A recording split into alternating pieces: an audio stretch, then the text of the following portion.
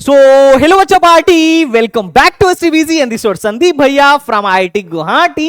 And guys, आज की video में बात करने वाला हूं आईआईपी विशाखापट्टनम के बारे में, क्योंकि इसकी काउंसलिंग ऑलरेडी चल रही है। और एक बात बताऊं तुम्हें, इन लोगों ने अपने प्लेसमेंट को कंपेयर किया है आईआईटी दिल्ली और आईआईटी बॉम्बे के प्लेसमेंट से, और दिखाया है कि देखो हमारा प्लेसमेंट परसेंटेज इससे काफी बढ़िया है। हालांकि इन्होंने पता नहीं कौन से सोर्स से डेटा उठा के अपने ब्राउचर में कंपेयर करके दिखाया था। इनफैक्ट एक कॉलेज जो पेट्रोलियम के लिए बहुत अच्छा कॉलेज माना जाता है, आईएसएम धनबाद, इन्होंने उससे भी कंपेयर किया और दिखाया कि देखो भाई हमारा प्लेसमेंट स्टैटिस्टिक्स आईएसएम धनबाद से भी बढ़िया है। तो चलो देखते हैं कि क्या ये कॉलेज सच में इतना बढ़िया है। लेकिन एक बात तो मैं जरूर बोलूंगा कि हाँ, इस कॉलेज में पीएसयूज बहुत फ्रिक्वेंटली आती हैं। हर साल कुछ ना कुछ पीएसयूज आपको देखने को मिल जाएंगी। अब देखो, जो लोग पीएसयूज के बारे में नहीं जानते, मैं बता देता हूं। देखो, हर एक इंजीनियर जो इलेक्ट्रिकल, मैकेनिकल, सिविल या केमिकल जैसे ब्रांच में है, खास कंप्यूटर में तो लोगों को पीएसयू से बहुत ज्यादा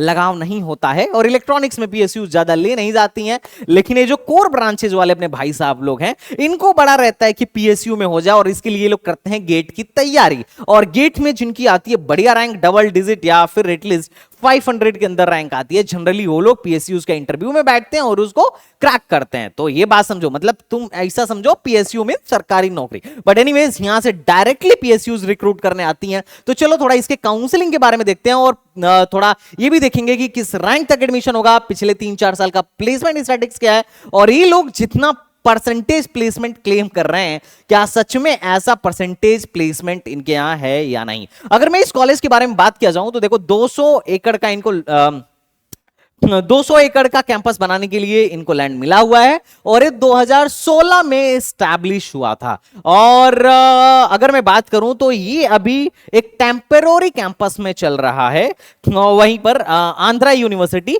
विशाखापट्टनम में। लेकिन इनका कैंपस भी बन रहा है, और काफी अच्छी खासी फंडिंग भी है इनके पास, और बहुत अच्छे खासे तुम इनके पास ऐसा समझ सकते हो कि प्रोजेक्ट्स भी हैं, खासकर केमिकल और पेट्रोलियम में। और मजे की बात है कि इस साल इन्होंने मैथमेटिक्स एंड कंप्यूटिंग नाम की ब्रांच को भी लॉन्च किया है। आई डोंट नो कि अभी अचानक से पेट्रोलियम में एमएनसी की तरफ कैसे स्विच करने वाले हैं, बट कोई बात नहीं, इस वीडियो में हम उसको भी देखेंगे। आरजीआईपीटी के बारे में मैं अभी कुछ दिनों पहले एक डिटेल वीडियो बनाया था और बताया था कि किस तरीके से आरजीआईपीटी का करिकुलम, रिसर्च फैसिलिटी और बाकी सारी चीजें खासकर पेट्रोलियम और केमिकल में आईआईटी जैसी हैं, जो कि विकिपीडिया वालों ने भी लिखा हुआ था। बट सच में आरजीआईपीटी भी केमिकल और पेट्रोलियम के लिए अच्छी रिसर्च फैसिलिटी प्रोवाइड कराता है, और यहां पर भी चीजें लगभग उसी के जैसी हैं। तुम उसी का सिस्टर समझ सकते हो आईआईपी को भी। और जिन लोगों ने उस पर वीडियो नहीं देखा है भाई, फटाफट जाके वीडियो देख लेना, आरजीआईपीटी पर डिटेल वीडियो बना है। और नेक्स्ट तुम वीडियो किस कॉलेज पर चाहते हो बताना, उस पर भी मैं एक डिटेल वीडियो बना दूंगा। अब बात करते हैं भाई एडमिशन की एलिजिबिलिटी क्राइटेरिया क्या है। तो एडमिशन की eligibility criteria that is the quite simple same JEE advance का एलिजिबिलिटी क्राइटेरिया ही इसकी एलिजिबिलिटी क्राइटेरिया है, वही 75% वाला। और एससी एसटी हो तो 65% पे भी काम चल जाएगा, अदरवाइज टॉप 20 परसेंटाइल होना चाहिए बोर्ड में। इनमें से कोई भी एक एलिजिबिलिटी, मतलब कोई भी एक है तो आप एलिजिबल हो आईआईपी के एडमिशन के लिए। किसके रैंक पर एडमिशन होता है, तो यहां पर जेईई एडवांस के रैंक पर बेटा एडमिशन होता है, ध्यान रखना। और वही पास होने चाहिए physics, chemistry, mathematics as a compulsory subject. अब बात करते हैं कि एप्लीकेशन फीस क्या है, तो 1500 रुपए एप्लीकेशन फीस है अनरिजर्व्ड, ओबीसी और ईडब्ल्यूएस कैंडिडेट के लिए। और अगर एससी एसटी या पीडब्ल्यूडी हो तो 1000 में ही काम बन जाएगा। और मजे की बात है, बढ़िया एफडब्ल्यू सिस्टम यहां पर काम करता है। आरजीआईपीटी से अगर मैं कंपेयर करूं तो देखो, आरजीआईपीटी में ऐसा फी बिहेवियर का कोई सिस्टम नहीं है कि पूरी फीस माफ हो जाएगी, पर यहां पर आईआईटी वाला सिस्टम है, पूरा का पूरा पूरी फीस माफ हो जाएगी अगर आपके पेरेंट्स की इनकम 1 लाख से कम है तो। अब थोड़ा सा हम शेड्यूल, काउंसलिंग शेड्यूल के बारे में बात कर लें तो देखो, 5 तारीख जे एडवांस के रिजल्ट के बाद से ही इन लोगों ने एप्लीकेशन फॉर्म को स्टार्ट कर दिया था, और नेक्स्ट ठीक 1 महीने बाद नेक्स्ट मंथ 5 तारीख को इनका एप्लीकेशन फॉर्म क्लोज हो जाएगा। तो ये बात ध्यान रखिएगा। और एप्लीकेशन फॉर्म क्लोज होने के बाद एडमिशन की लिस्ट आएगी 6 तारीखों की, कौन कौन एडमिशन के लिए एलिजिबल है, क्या क्या रैंकिंग है। और आफ्टर दैट आपको सीट अलॉट होगा एंड सीट अलॉटमेंट के बाद आपको सीट एक्सेप्टेंस फीस पेमेंट करना होगा। जिन लोगों का नाम लिस्ट 1 में होगा, जिन लोगों को सीट अलॉट हुआ होगा, वो लोग क्या करेंगे, अपना पेमेंट करेंगे। जो पेमेंट नहीं करेंगे उनकी सीट कैंसिल हो जाएगी। जो पेमेंट करेंगे वो फिर नेक्स्ट राउंड अपग्रेडेशन के लिए चले जाएंगे और फिर इनकी सेकंड लिस्ट आएगी, सेकंड एडमिशन लिस्ट आएगा। सेकंड लिस्ट 11 तारीख को आएगा और उसके बाद से आपको 16 तारीख तक पेमेंट कर देना है, सीट एक्सेप्टेंस फीस देके अपनी सीट बुक करनी है। अगर नहीं पे करेंगे तो फिर आपकी सीट कैंसिल हो जाएगी और वो सीट राउंड 3 में भरी जाएगी। ऐसे करके टोटल 4 राउंड इस साल होने वाले हैं। 4 राउंड टोटल इस साल होने वाले हैं। तो टोटल 4 राउंड की काउंसलिंग है जो नॉर्मल काउंसलिंग होगी और उसके बाद से चौथे राउंड के बाद से आपको पेमेंट करने का ऑप्शन 30 तारीख तक रहने वाला है ना। तो 30 तारीख तक मतलब 30 जुलाई तक आपकी मोटा मोटी काउंसलिंग इनकी खत्म हो जाएगी। उसके बाद से फिजिकल रजिस्ट्रेशन फिर शुरू होगा अगस्त में, 6 अगस्त 8 को। अच्छा, चौथे राउंड के बाद से विड्रॉल की पॉलिसी इनकी खत्म हो जाती है, बात ध्यान रखना। चौथे राउंड के बाद से विड्रॉल की पॉलिसी खत्म हो जाती है। उसके बाद इनका फिजिकल रजिस्ट्रेशन शुरू होगा, मतलब 4 नॉर्मल राउंड होगा, उसके बाद से एक फिजिकल रजिस्ट्रेशन होगा और जो भी सीट बची होंगी और उसकी स्पॉट काउंसलिंग होगी। आप फिजिकल रजिस्ट्रेशन करवाइए और उसके बाद उसकी स्पॉट काउंसलिंग होगी। ऑन स्पॉट आपको सीट दिया जाएगा, आपसे फीस ली जाएगी। एक हाथ से पैसे दो, दूसरे हाथ से सीट लो और 11 तारीख से इनकी क्लासेस चलना शुरू हो जाएंगी। अगर मैं सीट एक्सेप्टेंस फीस की बात करूं तो 92,000 रुपए सीट एक्सेप्टेंस फीस है। जैसे ही आपको किसी भी राउंड में सीट मिलती है, चाहे वो राउंड 1 हो या राउंड 2 हो या राउंड 3 हो, आपको 92,200 रुपए सीट एक्सेप्टेंस फीस देनी है। और अगर आप SC ST हैं तो आपको टेंशन नहीं लेना है, 17,200 रुपए में ही आपको आपका काम चल जाएगा।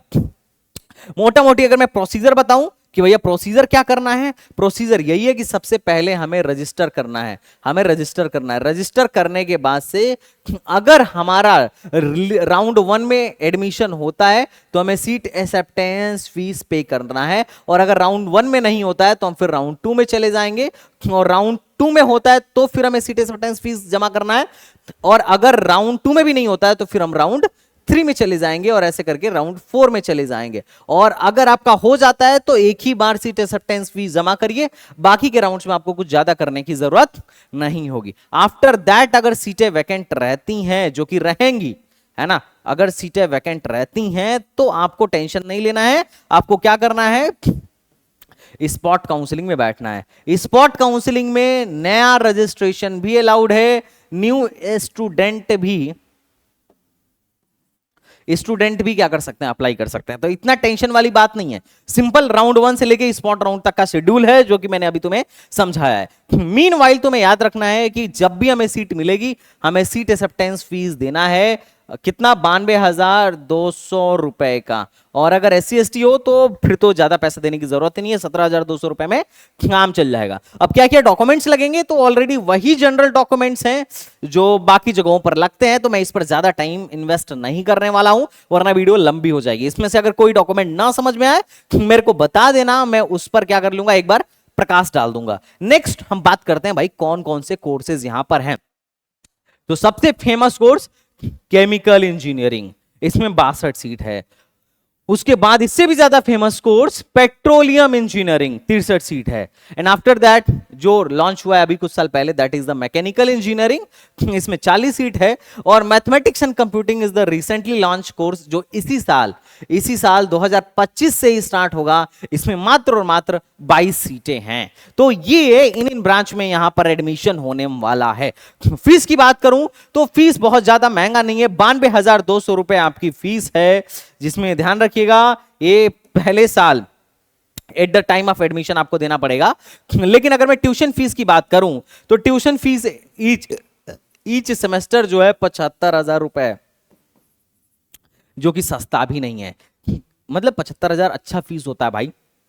बाकी जब आप एडमिशन लेने जाएंगे तो बाकी चार्जेस भी आपका जुड़ेगा, एडमिशन चार्ज, ID कार्ड और placement fees, convocation charge, alumni subscription है ना, माइग्रेशन फीस एंड फलाना फलाना फलाना, एग्जामिनेशन चार्ज, जिमखाना फलाना, मतलब बाकी फैसिलिटीज के भी चार्जेस जुड़ेंगे और सब मिला जुला के मतलब आपका ट्यूशन फीस 75,000 रुपए है, प्लस बाकी सब मिला जुला के आपका बन जाएगा 92,200 रुपए। लेकिन सोचो अगर आप SC/ST हो तो क्या, जैसे ही अगर कोई बच्चा SC/ST हो, चाहे पेरेंट्स की इनकम कुछ भी हो, आपका जो ट्यूशन फीस है वो 0 हो जाएगा तुरंत, और बाकी के जो चार्जेस होंगे वही मात्र आपको देने होंगे, वो है 17,200 रुपए। तो SC/ST के लिए तो फीस के बारे में टेंशन लेने की जरूरत ही नहीं है, बाकी कोर्स तो थोड़ा महंगा ही है, लेकिन आपको घबराने की जरूरत नहीं है। अब बात करूं हॉस्टल फीस की, तो हॉस्टल फीस जो है, एकोमोडेशन जो है, एकोमोडेशन इंक्लूडिंग ट्रांसपोर्ट चार्ज जो है लगभग 30,000 है, मतलब 30,000 इनका पर सेमेस्टर है, ये भी महंगा ही है अगर मैं बात करूं तो। और अगर मैं मेस चार्ज की बात करूं तो मेस चार्ज जो है 5500 रुपए मोटा मोटी पड़ने वाला है एनुअली, सॉरी मंथली, जो इसका सब्सक्रिप्शन बेसिस पर काम करता है। मंथली अगर आप सब्सक्रिप्शन लेते हैं तो इनका जो हॉस्टल वेंडर है 5500 रुपए अप्रोक्सीमेटली आपसे लेने वाला है, और जो कॉशन मनी है आपका 4,000 रुपए है, जो कि रिफंडेबल है। आप बीटेक खत्म करके यहां से जब जाएंगे टीसी निकलवा के, तो ये पैसा आपको रिफंड कर दिया जाएगा। हाँ, अगर तोड़फोड़ मचा के गए हो तो यहां से पैसा काट लिया जाएगा, ध्यान रखना। तो ये है आपका हॉस्टल फीस, लेकिन फीस को लेकर ज्यादा टेंशन मत लो, वैसे तो महंगा है लेकिन फिर भी फीस को लेकर ज्यादा टेंशन मत लो, क्योंकि अगर आप गरीब हैं, मान लीजिए आपके पेरेंट्स की इनकम 1 लाख से कम है, ये इसी से तो पता चलेगा कि आप गरीब हैं या अमीर हैं। हो सकता है आप गरीबी रेखा के नीचे जीवन जीने वाले व्यक्ति हो, और उस केस में आपको लग रहा है कि भैया यार मैं तो पढ़ा नहीं पाऊंगा इतना फीस वगैरह देके। अगर आप गरीब हैं तो 1 लाख से कम आपकी जो है अगर इनकम सर्टिफिकेट है, अगर आप उसको बनवाते हैं तो पूरा का पूरा फीस आपका माफ होने वाला है, ट्यूशन फीस सिर्फ, बाकी हॉस्टल फीस नहीं। हॉस्टल फीस महंगा है और देना पड़ेगा। और अगर आप थोड़े ठीक हैं, 1 लाख से लेके 5 लाख के बीच में आपकी इनकम है, तो उस केस में आपका 2/3 माफ हो जाएगा, जो कि बहुत अच्छी बात है। और अगर आप SC/ST हैं तो चाहे गरीब हो या अमीर हो, इस बात से कोई लेना देना नहीं है, आपका पूरा का पूरा ट्यूशन फीस माफ हो जाएगा। उसके अलावा अगर आप नारी हैं तो बहुत बढ़िया, सब पर भारी है, 10% स्टूडेंट्स को, गर्ल्स स्टूडेंट को 3,000 पर मंथ की स्टाइपन भी दी जाएगी, या स्कॉलरशिप बोल लो, स्टाइपन तो नहीं बोलूंगा क्योंकि ये काम नहीं करवा रहे, स्कॉलरशिप भी दी जाएगी। दैट्स अ गुड, है ना। तो 10% हर कोर्स के लड़कियों के लिए चीज है। और एक बात और, जिन लोगों को कही है कि भैया अभी तक मेरे को कोई कॉलेज अलॉट नहीं हुआ, मेरे को बड़ा टेंशन हो रहा है, अब मैं किधर एडमिशन लूं, मेरे को समझ में नहीं आ रहा है, मोस्ट ऑफ द काउंसलिंग के फॉर्म्स भी जाने वाले हैं, तो आप टेंशन मत लो, हमारा कॉम्बो प्रोग्राम अभी भी एक्टिव है, आप इसको ज्वाइन कर सकते हो। और इससे भी ज्यादा जो मजे की बात है वो है CSAB काउंसलिंग प्रोग्राम। जैसा कि मैंने आपको पहले भी बताया था, जोसा हमारा बीच में ही मतलब जोसा जिस दिन स्टार्ट हुआ उसके एक दिन, मतलब उसके 1 या 2 दिन के अंदर ही हमारी सारी सीटें बुक हो गई, एक भी मेंटर खाली नहीं था। और बहुत सारे बच्चे मैसेज कर रहे थे कि भैया मेंटर अलॉट नहीं हुआ, उसमें भी बड़ा टाइम लगा। लेकिन अच्छी बात ये थी कि हमने सक्सेसफुली सबकी काउंसलिंग करी, और मोस्ट ऑफ द लोगों को राउंड 1 में ही, जितने IIT वाले थे जिनको मैंने प्रिडिक्ट किया था उनको मिल गया, और जिनकी चॉइस फिलिंग मैंने बनाई और जिनको बोला कि भाई तुझे मिलेगा, उनको जो जो बोला वो मिला।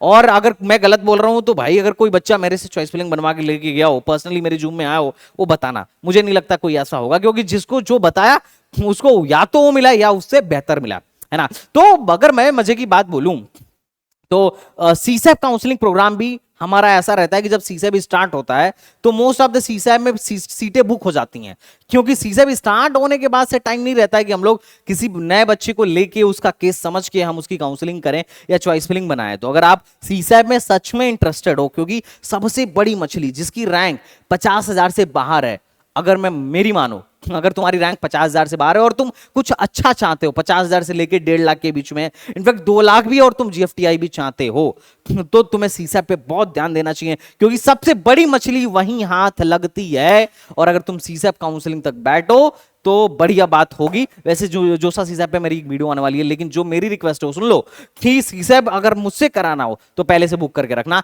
इमीडिएट वाले में बहुत हौच पौच हो जाता है, बहुत ज्यादा रश हो जाता है। बट आओ हम थोड़ा प्लेसमेंट की बात करते हैं, क्योंकि मेन बात जो है वो है पैसा, क्योंकि मेजर लोग रिसर्च के तरफ कम इंक्लाइंड हैं, प्लेसमेंट की तरफ ज्यादा इंक्लाइंड है। और यही रीजन है कि सारे कॉलेजेस अपने प्लेसमेंट को सबसे पहले दिखाते हैं कि 98%, 97%, 95% का प्लेसमेंट है। बट चलो देखते हैं, पहले 2025 की मैं बात करता हूं। 2025 में देखो इनके यहाँ क्या कौन कौन सी पीएसयूज आई थी उसके बारे में चर्चा करते हैं।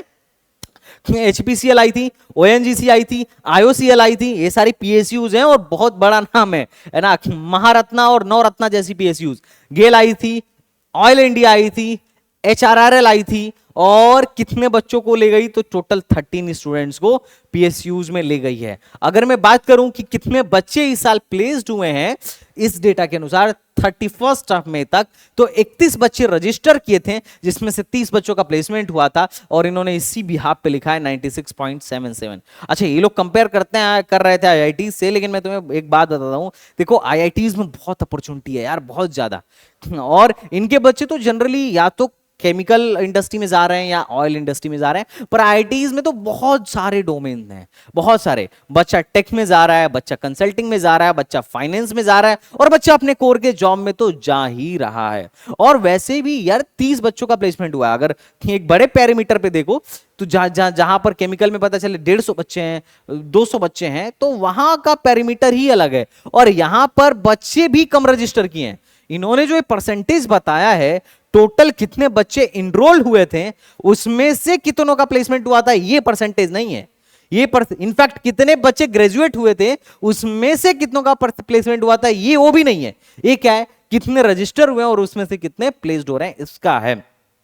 बाकी हाईएस्ट सीटीसी का बात किया जाए तो 20 लाख का केमिकल में हाईएस्ट गया है, और पेट्रोलियम में 25 का गया है। एमएससी अप्लाइड जियोलॉजी में भी 25 का गया है, पर हमारा तो मेन ध्यान जो है केमिकल पेट्रोलियम पे ही है। अब बच्चे बोलेंगे भैया मैकेनिकल का, तो अभी मैकेनिकल तो अभी नया लॉन्च हुआ है। और कुछ लोग बोलेंगे भैया मैथमेटिक्स एंड कंप्यूटिंग का कैसा चल रहा है, तो अरे मैथमेटिक्स एंड कंप्यूटिंग तो अभी आया ही नहीं है, इस साल लैंड करने वाला है इस कॉलेज में। अब बात करते हैं, बाकी ये वही डेटा है कि भाई कितने बच्चे जो हैं ऑयल एंड गैस इंडस्ट्री में गए हैं, कितने परसेंट बच्चे मोटा मोटी केमिकल इंडस्ट्री में कितने गए हैं, और एनालिटिक्स के रोल में कितने गए हैं परसेंटेज के हिसाब से। बाकी किसमें क्या हाईएस्ट पैकेज था। और एक बात इन्होंने और अच्छी लगी कि इनके सारे बच्चों को समर इंटर्नशिप मिल गई थी, जो कि थोड़ा मेरे को अच्छा लगा, क्योंकि इंटर्नशिप आज के टाइम में बहुत बड़ी समस्या है, बहुत सारे बच्चों को नहीं मिल पाता है। और बहुत सारे कॉलेजेस ऐसे हैं जहां पर बच्चे अनपेड इंटर्नशिप करते हैं। अब इस सबकी पेड लगी थी या कुछ ऐसे ही जाके अनपेड इंटर्नशिप करके आ गए थे, ये तो इसका डेटा तो मैं नहीं दे सकता, कॉलेज वाले ही दे सकते हैं कि बच्चे ने जो इंटर्नशिप का सर्टिफिकेट शेयर किया या जो ऑफर लेटर उनके साथ शेयर किया, उस ऑफर लेटर में कितना अमाउंट था। क्योंकि देखो आज के टाइम में बहुत फर्जी कॉलेजेस, बहुत फर्जी इंस्टीट्यूट चल रहे हैं जो इंटर्नशिप दे देते हैं, काम करवाएंगे, बदले में सर्टिफिकेट देंगे, पैसा कुछ नहीं देंगे। और कुछ लोग तो 2-4 एक वीक की इंटर्नशिप करके डाल देते हैं कि मैंने इस फलाना इंस्टीट्यूट से इंटर्नशिप करी है। एनीवेज, चलो एक शानदार डेटा दिखाता हूं जिससे तुम्हें सब कुछ समझ में आ जाएगा, एकदम क्रिस्टल क्लियर हो जाएगा। देखो आईपी का ये देखो, जहां पे कंफ्यूजन हो कि एक्चुअल में परसेंटेज प्लेसमेंट का क्या है, वहां पर तुम्हें चेक करनी चाहिए एनआईआरएफ की रिपोर्ट। अब ये है एनआईआरएफ की रिपोर्ट, थोड़ा मेरे साथ पढ़ने की कोशिश करो। देखो 2021 की बात करूं, क्योंकि 2021 वाले ही अभी प्लेस्ड हुए हैं, क्योंकि जिनका 2020 में एडमिशन हुआ होगा ये अभी प्लेस्ड हुए होंगे, है ना। मतलब 20-21 वाले बैच वाले ही बच्चे अभी 24 में प्लेस्ड हुए हैं, 24 में प्लेस्ड हुए हैं। अब इसकी रिपोर्ट पढ़ना थोड़ा। 120 बच्चों का अप्रूव्ड इंटेक था एआईसीटीई के थ्रू। अब 120 में से 120 की सीट थी और 58 लोगों ने एडमिट किया। मतलब देख रहे हो, सीटें वैकेंट जा रही हैं। अरे मैं नहीं बोल रहा, ये नहीं आ रहा, रिपोर्ट बोल रही है सीट्स आर वैकेंट। अब उसमें से मजे की बात ये थी, लेटरल एंट्री में कोई नहीं आया, जो वैकेंट थी उसको वो शायद भरी नहीं गई है, जो भी रहा। 58 में से अच्छी बात ये थी कि 58 के 58 लोगों ने डिग्री ली, मतलब 4 साल में बीटेक कंप्लीट किया। वरना कई जगह तो कुछ बहुत बहादुर लोग होते हैं जो 4 साल की डिग्री को 5 साल और 5.5 साल और 6 साल में भी कंप्लीट करते हैं। अब उस 58 में से एक्चुअली जो जॉब लगा वो 46 लोगों का जॉब लगा 2024 के डेटा के अनुसार। पिछली बार 120 में से 2020 में 120 में से 102 लोगों ने एडमिशन लिया था। मतलब तुम देख रहे हो एडमिशन लेने वाले लोगों की संख्या ही घट गई थी आईआईपीई में, और 102 में से 43 लोगों की जॉब लगी, और परसेंटेज प्लेसमेंट बहुत अच्छा, बहुत नाइस, और बहुत ठीक ठाक बच्चे भी हायर स्टडीज के लिए गए थे। तो इस रिपोर्ट से तुम्हें क्लियर समझ में आ जाएगा कि 96% जो बोला जा रहा है वो सिर्फ कितने बच्चे बैठे थे और उसमें से कितनों का प्लेसमेंट लगा, इसके बिहाफ पर बोला जा रहा है। क्योंकि अगर मैं तुम्हें 2024 का दिखाऊं डेटा, तो देखो 2024 का डेटा अभी मैच कर जाएगा। नंबर ऑफ स्टूडेंट प्लेस कितना है, 46, और 2024 में इन्होंने एनआईआरएफ में भी दिया था, ये रिपोर्ट देखो कि नंबर ऑफ प्लेस स्टूडेंट है 46। लेकिन कैच क्या था, कैच ये था कि एक्चुअल में जो बच्चे ग्रेजुएट हुए थे वो हुए थे 58, लेकिन यहां पर इन लोगों ने दिखाया है कि जितने नंबर रजिस्टर हुआ था वो है 47।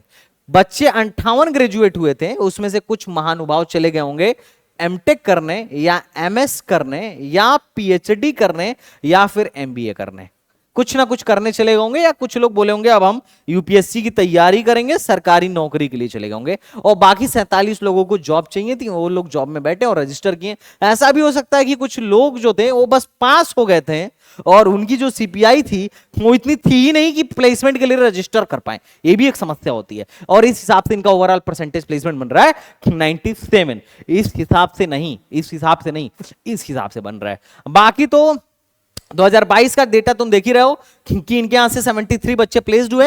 एनआईआर डेटा में भी इन्होंने दिखा रखा है कि 73 बच्चे प्लेस्ड हुए, और उस टाइम पे ग्रेजुएट होने वाले बच्चों की संख्या थी 87। तो अगर तुम ग्रेजुएशन से परसेंटेज कैलकुलेट करोगे तो कम आएगा, लेकिन कितने रजिस्टर हुए और कितने प्लेस्ड हुए उससे कंपेयर करोगे तो बहुत अच्छा आएगा। That is very nice. अब एक चीज तुम्हें और भी क्लियर हो गया होगा कि यार इनके यहां जो है प्लेसमेंट लेने वाले लोगों की संख्या बड़ा तेजी से घटा है। देखो मतलब 2024 में 46 था और इस साल मात्र 31 ही रहा, और इसके पीछे का रीजन है बच्चे 2024 में मात्र 58 बच्चों ने एडमिशन लिया, और 2025 में पता नहीं कितनों ने एडमिशन लिया, वो तो नेक्स्ट ईयर की रिपोर्ट में पता चलेगा।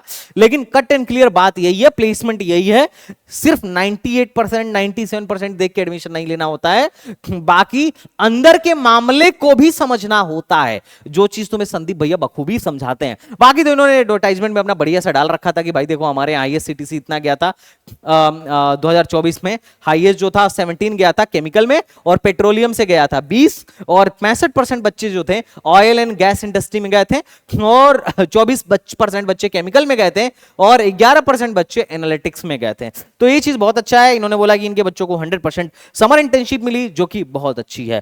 अभी पिछले कुछ सालों का स्टैट्स देखो कि कितने बच्चे इस ईयर में 2023 में पीएसयूज में गए थे। तो 2023 में इतने परसेंट का प्लेसमेंट रेशियो था, और एचपीसीएल 4 बच्चों को ले गई थी, आईओसीएल 3 बच्चों को ले गई थी, गेल 2 को ले गई थी, ओएनजीसी पेट्रोलियम के लिए स्पेशली आती है और पेट्रोलियम के लिए 5 बच्चों को ले गई थी, और 24 से 25 लाख का पैकेज देती है जनरली, जहां तक मैं जानता हूं ओएनजीसी।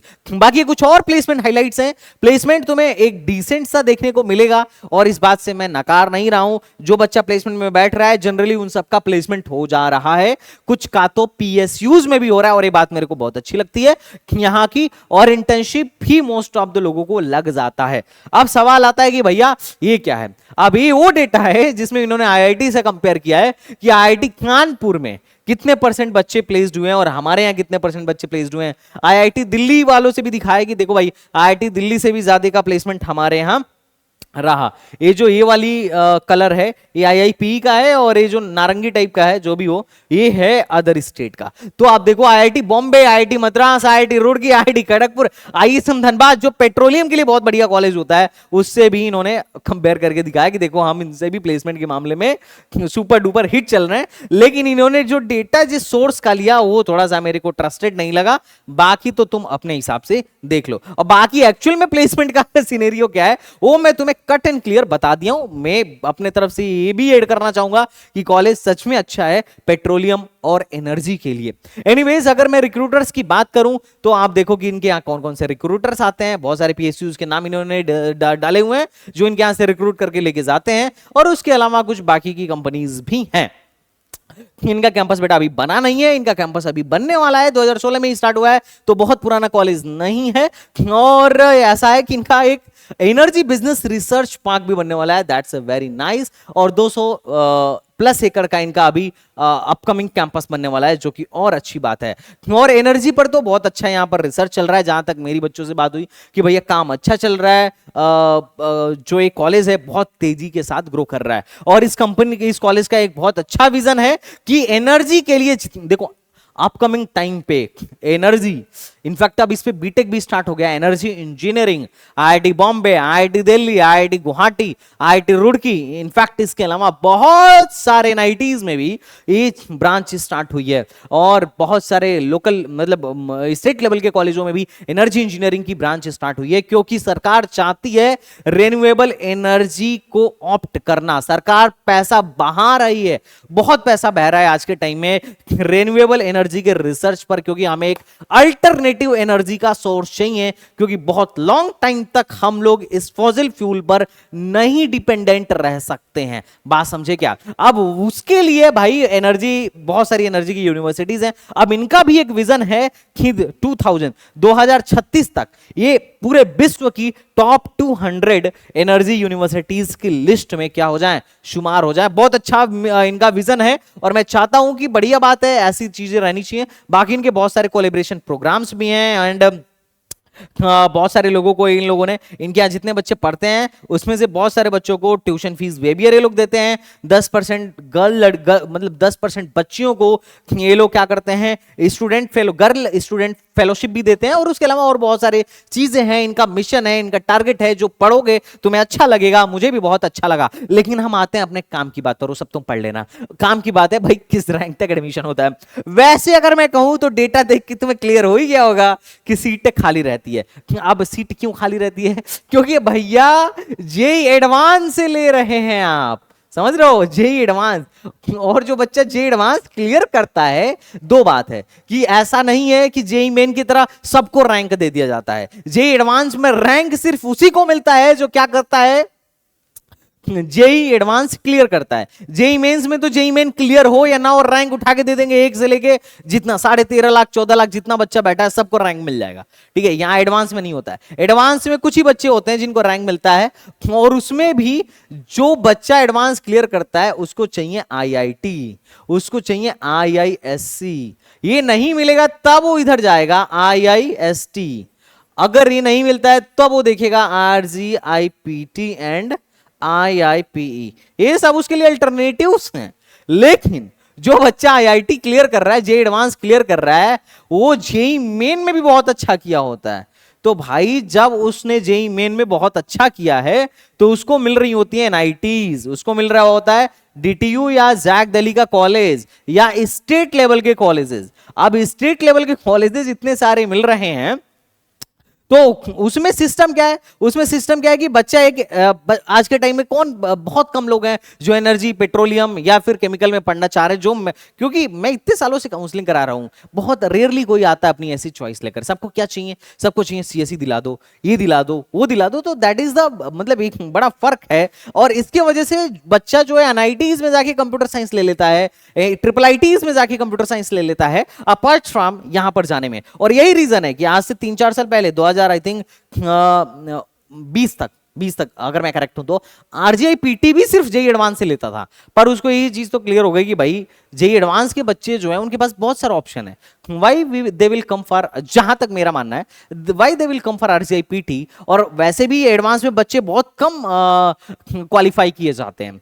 तो फिर उन्होंने बोला कि देखो पहले हम प्रायोरिटी एडवांस को देंगे, बाद में जो सीटें बच जाएंगी हम मेंस को देंगे। क्योंकि सीटें खाली जाना ऐसे इंस्टीट्यूट में, इतने अच्छे इंस्टीट्यूट में सीटें खाली जाना, ये सीधे सीधे नुकसान है किसका, सरकार का। सरकार के पास पैसे कहां से जाता है, आपके पास से। तो सीधे सीधे देश का नुकसान है कि भाई एक इंस्टीट्यूशन को इतना अच्छा अमाउंट जा रहा है एंड आफ्टर दैट सीटें फुलफिल नहीं हो पा रही हैं। मतलब ये वो वाली बात है। मेरा मानना है कि यार देखो, आप कुछ भी हो, जो भी आप क्राइटेरिया रखो, सीटें एटलीस्ट फिल होनी चाहिए।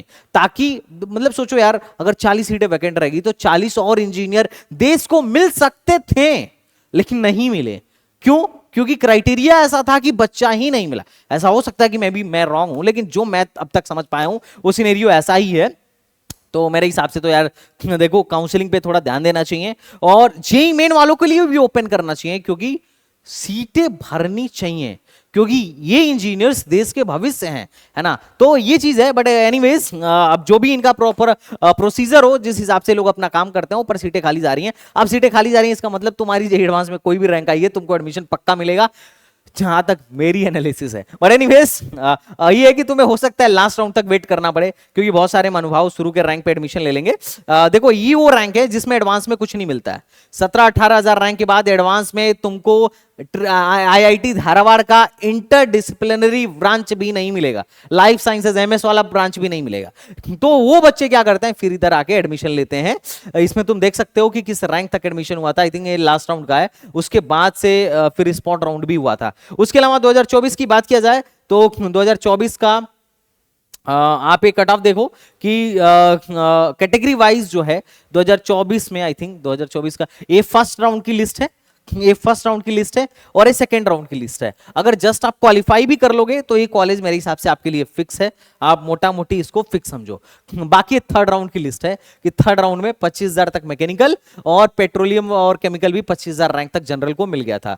और ये है फोर्थ राउंड की लिस्ट। फोर्थ राउंड में भी 25,000 तक मोटा मोटी सारी चीजें मिल गई थी और लास्ट राउंड में इस रैंक तक एडमिशन हुआ था। पेट्रोलियम की आई थिंक सीट भर गई थी स्पॉट राउंड में। तो आप यहां पर देख सकते हो कि स्पॉट राउंड में क्या कट ऑफ गया था, बाकी राउंड्स में क्या कट ऑफ गया था। तो मोटा मोटी अगर आप क्वालिफाई किए, देखो 26,000 तक ही आई थिंक जनरल में रैंक आई थी, जहां तक मुझे याद है। तो उसमें सबको मिल ही रहा है ना, तो इतना टेंशन वाली बात नहीं है। तो मोटा मोटी, और बाकी अगर तुम देखो तो 2023 में भी 25-26 हजार रैंक तक आराम से एडमिशन मिल गया था। तो तुम टेंशन मत लो, अगर तुम अप्लाई करोगे, एडवांस क्वालिफाइड है, तो तुम्हारे लिए ये सीट तुम्हारे हाथ में, ऐसा कोई दिक्कत वाली बात नहीं है। सीट कहीं नहीं जा रहा है। बाकी इनके कुछ अचीवर्स हैं जिन्होंने इसमें बता रखा है कि हमारे 14 बच्चे जो थे 2023 में प्लेसमेंट लिए थे पीएसयूज में, 3 बच्चे जो थे ओएनजीसी में गेट क्रैक करके गए थे, 2 बच्चे ऐसे थे जो 2020 में ओएनजीसी में डायरेक्टली गेट के रैंक से गए थे। गेट में इनके यहां से बहुत अच्छी रैंक आई है, 22 रैंक आई है, 35 रैंक आई है और 98 रैंक आई है पेट्रोलियम इंजीनियरिंग में 2023 में। उसके अलावा केमिकल में 2023 में 65 रैंक आई थी। तो रैंक इनके यहां से बहुत अच्छा आता है। इन्होंने ये बात बताया है कि हमारे कुछ अचीवमेंट्स हैं। और कैट में इनके यहां से 99.85 आया था 2023 में। पेट्रोलियम इंजीनियरिंग का एक स्टूडेंट था। अब जिसको कैट के बारे में नहीं बताओ, मैं बताता हूं। देखो, जिस तरीके से आईआईटीज में एडमिशन लेने के लिए आपको क्या देना पड़ता है, जे एडवांस देना पड़ता है और मास्टर्स में एडमिशन के लिए गेट देना पड़ता है, वैसे ही आईआईएम्स मतलब बिजनेस बेस्ट बिजनेस स्कूल्स हैं इंडिया के, उसमें एडमिशन लेने के लिए आपको कैट देना पड़ता है। कुछ कुछ में जीमेट से भी एडमिशन खैर कुछ लोग लेते हैं, पर इंडिया में जो सबसे पॉपुलर एग्जाम है मैनेजमेंट के लिए, एमबीए के लिए, पीजीडीएम के लिए, ये है कैट। तो आई थिंक आपको समझ में आ रहा होगा, ये कुछ अचीवमेंट्स हैं जो कि बहुत हैं। अब रिफंड पॉलिसी के बारे में बात करते हैं, जो कि और भी ज्यादा इंपॉर्टेंट है, क्योंकि अगर आप यहां पर सीट लेते हो तो बाद में पता चला कि सीट ले लिया और बाद में किसी अच्छे एनआईटी या किसी अच्छे इंजीनियरिंग कॉलेज में हो गया तो पैसा ही वापस नहीं हो रहा है, ये भी एक समस्या है। तो अगर मैं रिफंड पॉलिसी के बारे में बात करूं तो एडमिशन जो है यहां पे बिल्कुल ये देखो, admission fees of the candidate not selected in the final list will be totally refunded. जिन मतलब अगर फाइनल लिस्ट में, जो वेटिंग लिस्ट में बच्चे हैं, अगर उनको फाइनल लिस्ट तक भी एडमिशन नहीं मिलता है तो उनकी पूरी की पूरी फीस वापस चली जाएगी। In the event of candidate withdrawing before the last round, मतलब चौथे राउंड से, मोटा मोटी चौथे राउंड से पहले, अगर जैसा कि इन्होंने लास्ट विड्रॉल का ऑप्शन दिया, अगर चौथे राउंड से पहले आप विड्रॉल मारते हो तो मोटा मोटी आपका पूरा पैसा मिल जाएगा 2500 के बाद। लेकिन if any candidate withdrawal admission after the last round then only caution money will refunded। ध्यान दो कि अगर आप मतलब लास्ट राउंड के बाद, मतलब चौथे राउंड के बाद अगर आप विड्रॉल मारते हो तो सिर्फ कॉशन मनी मिलेगा, बाकी कोई पैसा नहीं मिलेगा। The refund process will be initiated after the completion of admission process. Refund भी तुरंत नहीं मिलेगा, ये सब कुछ अपना खत्म कर लेंगे, पूरी कहानी खत्म करवा लेंगे, तब जाके आपको रिफंड करेंगे। तो this is all about refund policy. I hope आपको सब कुछ क्लियर हो गया होगा। और जिन लोगों को एनआईटीज में एडमिशन चाहिए, आप फटाफट क्या कर सकते हैं, कोर्स बुक कर सकते हैं, अभी इसी से आपका चल रहा है। और भाई एकेटीयू वालों, अब एकेटीयू स्टार्ट होने वाला है, तो बी रेडी विथ मी। तो चलो फिर मिलता है नेक्स्ट वीडियो में, तब तक के लिए बाय बाय, टाटा एंड जय हिंद।